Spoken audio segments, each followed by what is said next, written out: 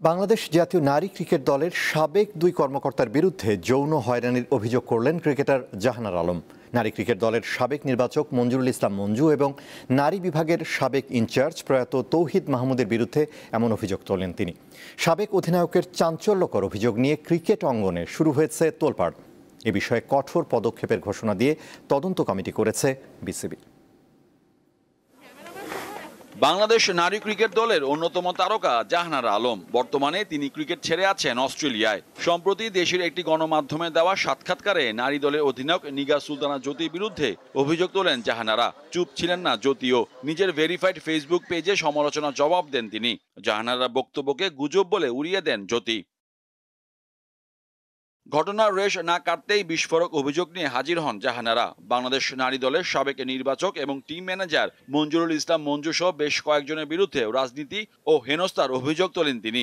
নারী বিভাগের সাবেক ইনচার্জ প্রয়াত তৌহিদ মাহমুদ, ম্যানেজার ফাইয়াজ, কর্মকর্তা বাবু, কোচ ইমন, ক্রিকেটার পিঙ্কি, নাহিদা ও ঋতুমণির বিরুদ্ধে অভিযোগ তোলেন এই পেসার। এর প্রেক্ষিতে তদন্ত কমিটি গঠন করেছে বিসিবি। 15 কার্যদিবসের মধ্যে তদন্ত প্রতিবেদন ও সুপারিশ দেওয়ার কথা জানিয়েছে সংস্থাটি।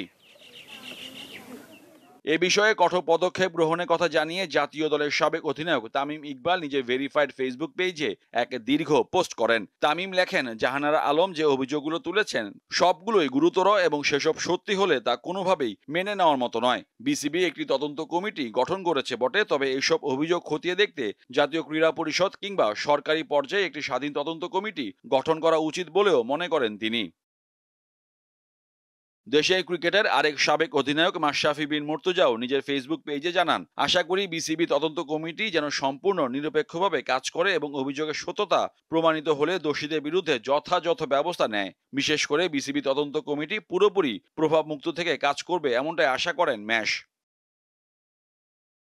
এদিকে অভিযুক্ত সাবেক নির্বাচক মঞ্জুরুল ইসলাম মঞ্জু ব্যক্তিগত কাজে চীনে থাকায় বন্ধ রয়েছে তার মোবাইল নম্বর, তবে হোয়াটসঅ্যাপে যোগাযোগ করা হলে ফোন ধরেননি তিনি।